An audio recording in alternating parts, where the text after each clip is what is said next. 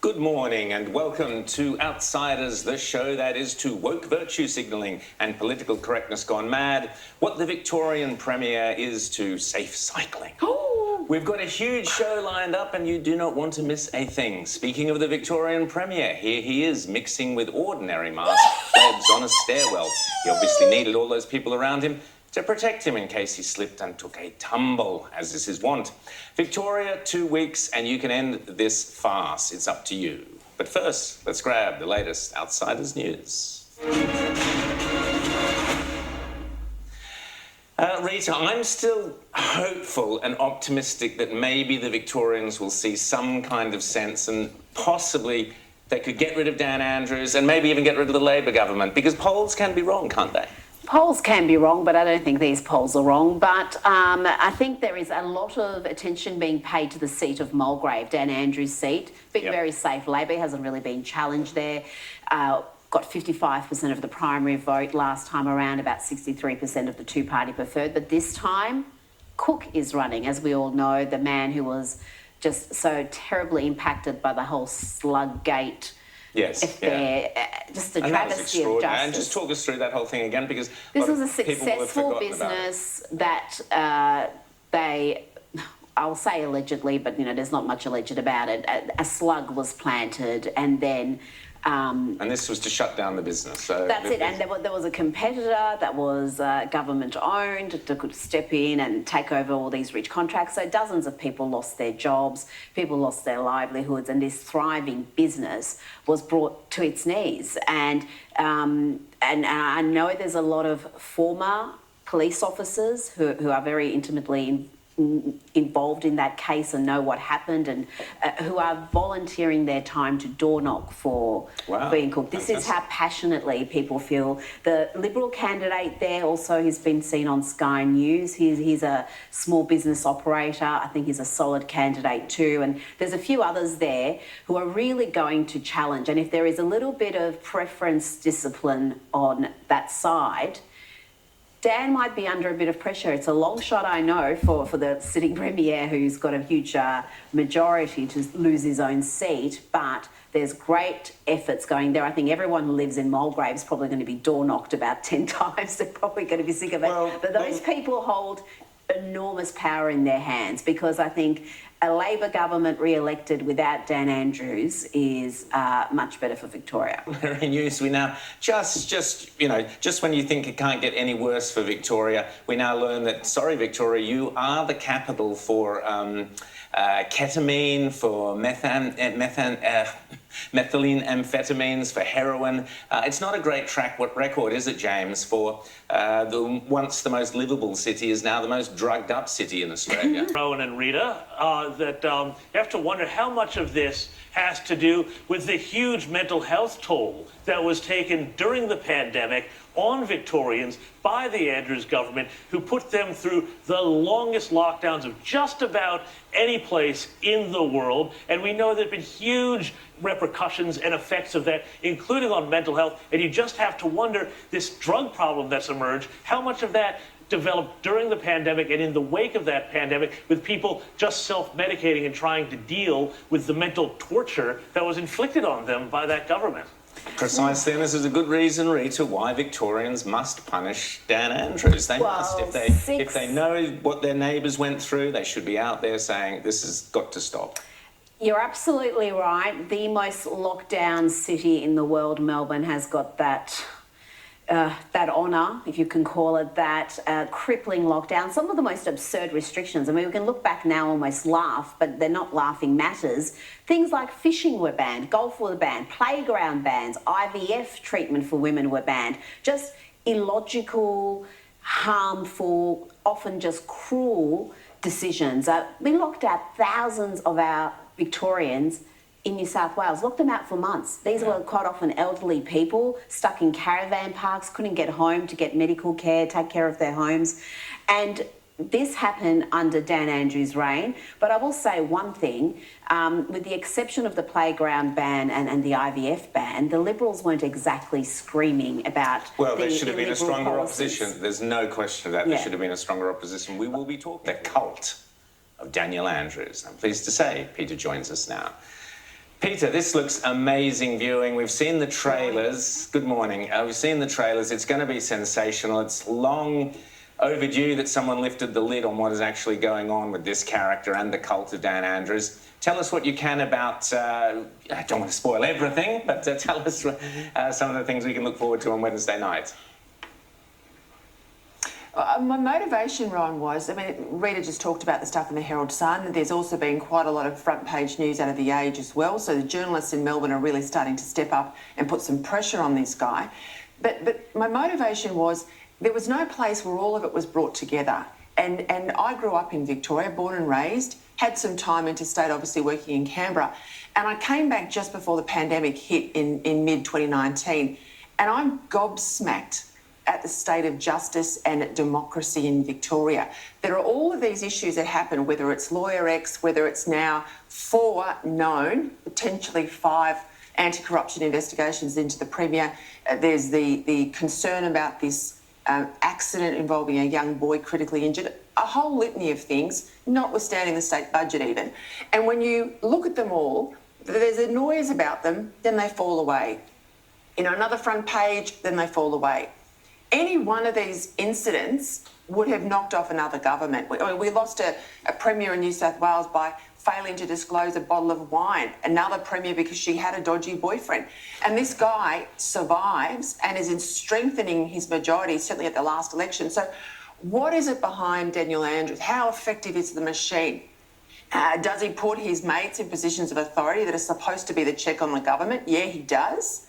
And when I started to put the trailers to air, the number of good Labor people, good, decent Labor people who reached out to me and said, I've got some more information, you should know about this. Union leaders, Rowan, really strong, once allied to Daniel Andrews, union leaders spoke to me. And I have a whistleblower, a former Labor government minister, who was in an Andrews government ministry, as she has spoken to me. Wow, amazing. Rita? That is going to be absolutely fascinating. But this Teflon-like quality that he has, Peter, the way he has weathered these scandals, just scandal after scandal that would have ended any other politician in this country, where does that strength come from? Is he a master politician, or is it the weak opposition? Is it the media have been tough on him in recent weeks, but he's had a pretty sweet run for most of the Victorian media for most of his reign. Where does his power and his resilience come from? A combination of all of the above, Rita. He's not magic. I don't like to use the term Teflon because that implies that somehow he can't be beaten. Every leader can be beaten. But I think for too long people haven't respected his rat cunning, his political strategy. And I always say, if you want to beat someone, you've got to respect your opponent. That's a first step towards beating them. But he has a really effective taxpayer-funded machine behind him on social media. He puts journalists in the freezer like Neil Mitchell. The idea that you don't do Neil Mitchell for 5 years and you can still be a credible politician and not face scrutiny is there. There was a saying that the only thing he didn't own and control in Victoria was the Labor Party. But when there was a sting against his factional enemy, Adam Somyurek, that took out the Labor right. It put the left into the ascendancy and they put the party into administration. Excuse me. So he controls. He and Albanese and the federal executive control the Labor Party in Victoria. Business is scared of him. You saw that during the pandemic. Victoria couldn't have been hit harder. And only a few brave souls bothered to speak up about him and his government. So all of this combined, and might I add, mates in positions of authority. So a former staffer is suddenly number 2 or number 3 at Victoria Police. He's got another former staffer running WorkSafe Victoria. He's put a former cabinet colleague in Bob Cameron on as the chair of WorkSafe Victoria. Everywhere you look in Victoria, people have a personal relationship with Andrews and they've been put into positions of authority. There's an investigation going on into the public service, claims that it's politicised. So, I mean, this guy has the most comprehensive stranglehold on the state. The question is, I don't know that the opposition can win, but I do think a government can lose. And I do think in the case of Ian Cook, you could have a situation where a Premier loses. And I implore anyone around the country, and not just Victorians, not just residents in Mulgrave, if you believe in democracy, pick up the phone, ring Ian Cook, donate to his campaign, offer to stand out there and, hand out flyers for him, stand on a polling booth for Ian Cook. I mean, that's the best check we have against this bloke's power, is to take out Daniel Andrews in his own seat of Mulgrave. Yep. Yeah, I'm looking forward to talking to Ian Cook tomorrow night on my program. But one of the confusing things about Dan Andrews is we keep seeing he's going to win in a landslide, he's got no opposition, and yet he doesn't turn up to many public events, football matches and the like. And recently he's been heckled at some press conferences where the public have been close by. And I'm just going to play you a clip from a synagogue. He was giving an address to some Jewish constituents, and have a listen to someone saying, "We will not forget what you did to us last year." So, we won't forget what you did to us last year. We're not for sale. That is taxpayers' money. It's not your money. You're splashing around. And Peter, the scenes we saw in Victoria with the Jews running across rooftops trying to get away from police because they were trying to observe their religious beliefs. Some of the scenes we saw with the violence inflicted on people, non-lethal rounds shot at people running away from... That happened in Victoria. And do you think people appreciate the full extent of the craziness we were plunged into, or when you're living through it, is it hard to recognise just how crazy it is? Look, we had rubber bullets on the street in Australia, and I think that would condemn and should condemn any government. Rubber bullets against our own citizens. I mean, that's the stuff they do in crazy countries overseas. We had that in Australia. So in part, I think, Rita, Melburnians in particular, more so than Victorians, Melburnians are traumatised. They don't want to relive any of that. I think it is, though, deeply at the back of their mind when they go to vote. I think it will come to the fore. I don't think they have a good sense of who the opposition is and what will come with a change of government. But I think I'd say to Victorians, it can't be worse than you've got. It cannot be worse than what you have been through. I think the problem for the Liberal Party is when we were going through that, they were nowhere to be seen. Exactly. Both in Canberra, they were nowhere to be seen. And I think that's why Scott Morrison lost the trust of Victorians. We were hung out to dry. But also the Liberals down here, different leader, but the Liberals down here were pretty silent as well. True, absolutely true. James? But Peter, I am still, as a New South Wales resident, confused. What is behind that real weird cult-like devotion among so many Victorians you see to Dan Andrews? What does he bring to the party? Because he looks like such an unprepossessing bloke. And you said before that he has all these other things wired up, but one thing he doesn't have wired up is the coalition. Why hasn't the coalition been able to exploit his so many myriad, manifold weaknesses, from even before the pandemic, but certainly since? I think the trap for the coalition is they've got into this mindset that you can only be positive to win elections. And I know from experience, you've got to go hard on the negative. Now, if you don't do it as the leader, your advertising does, there's someone in your team that does. You have to exploit the weakness of your opposition, and you have to provide hope and put something on the table that people will positively vote for.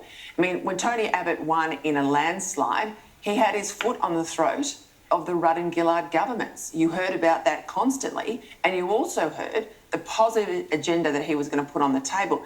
There's a lot of positives now with the current Liberal opposition in Victoria, but I don't think they're doing enough going after the issue with the Premier.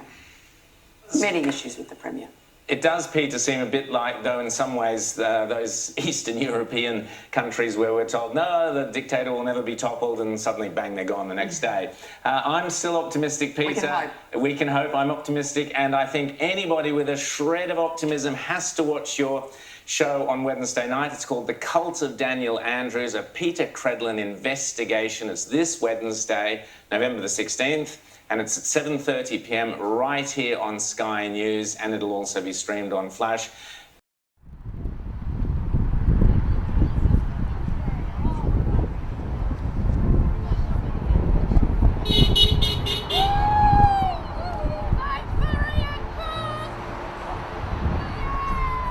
Good afternoon and welcome to Mulgrave. Ian Cook is up for election against the criminal Daniel Andrews, and we're here to support him as much as possible as we can. So please support, subscribe to London News. It's on Rumble as well. If we have to edit something out, it will be on Rumble.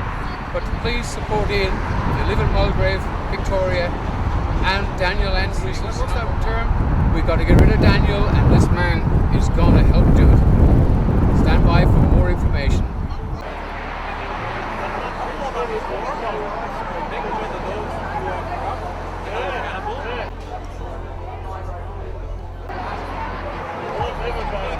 Anyway, I'm going to introduce you to Ian Cook's daughter, this grand girl. I'm Courtney Allen. Courtney Allen, hang on. Courtney, how come you, well, obviously reasons you helped your dad, why did you get involved, and how much in love with Daniel Andrews are you? Nowhere near as much as I'm in love with my dad, and I'm a lifetime, supporter of him, and I couldn't be more proud of what he's been, to go from what he's been through to then pivot from that and be a voice of change for everybody else, and really, the community support that we have here today to get behind him and all be cheering for that same and and hold accountability and the end to corruption, and everybody here seems to be wanting everyone to hold him to account. A fair shake of the stick. I mean, the boss is brilliant, the support is brilliant, and we just need the average man and woman who really don't know what these criminals have done to Australia. They try to turn it into an unlawful republic, yet they have royal commissions and there's no queen. It's just got to stop, and the only way you can stop it is to get rid of the criminals, and Daniel Andrews is top of the pile. Andrews.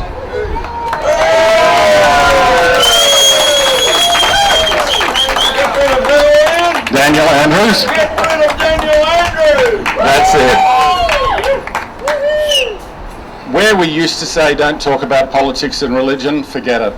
We don't want you to talk about right and left. We want you to talk about right and wrong. We want you to talk about getting rid of corruption. We want you to talk to your friends, your neighbours, and maybe even the person you know who is rusted on Labor. We've met them. I've met personally a number of them down here at in Lightwood Road, in Bottom and Noble Park, and they're all Labor booths down there. And you know what? They know the story of corruption that hit my employees, my family.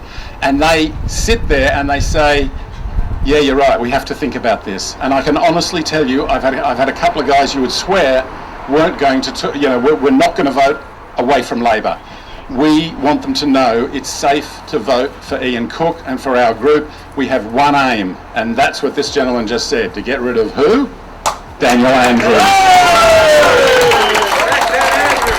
I'm going to get around the rest of you, but for those, I just want you to keep in mind, I believe on the 16th of November on Sky News, Peter Credlin is running a special about Cook and Ian Cook and Sluggate and all that, but also about this election and the seat of Mulgrave. And then also watch for Channel 9. So Liz Hayes has a show called Under Investigation. She has a 1-hour special coming up. It's also coincidentally landing in November, and that's all about us, what happened to us, and they've added on to it because that show, part of the recording was done before I decided to stand. After I decided to stand, they came and reshot some stuff with us. So that'll mean more of the people in Victoria will know the real story. The reason we're standing, the reason we did what we did is because we're uniquely placed to show the evidence of the true corruption. You've got Rod Porter at the back here and Paul Brady somewhere. Both wonderful detectives, angels that turned up to help us right in the beginning. No charge, just could see what effect it had and the corruption, and they helped us put together what has become Sluggate, which the media's then been able to follow through. There is nothing we ever said that was a lie.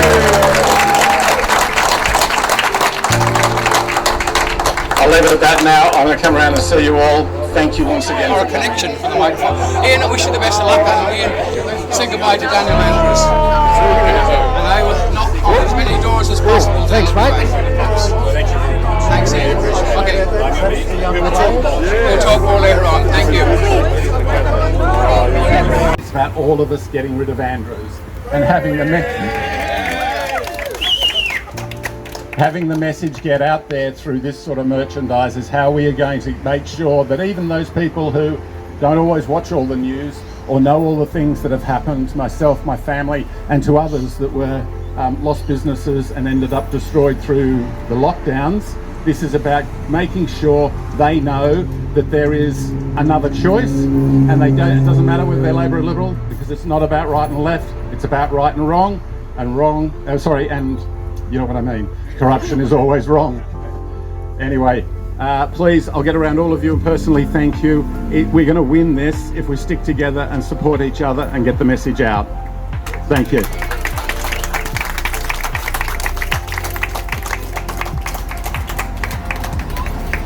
There's bowls of lollies.